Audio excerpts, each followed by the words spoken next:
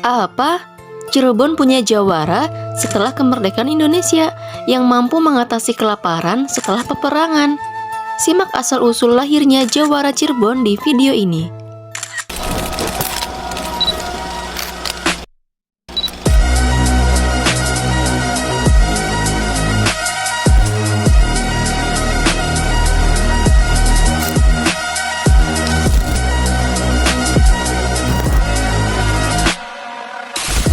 Ini dia Jawara Cirebon, yaitu nasi lengko. Menurut sejarahnya, nasi lengko ini pertama kali muncul pada masa awal kemerdekaan Indonesia dan menjadi jawara alias jajanan warga. Pada masa itu, kondisi perekonomian rakyat Indonesia tidak begitu bagus.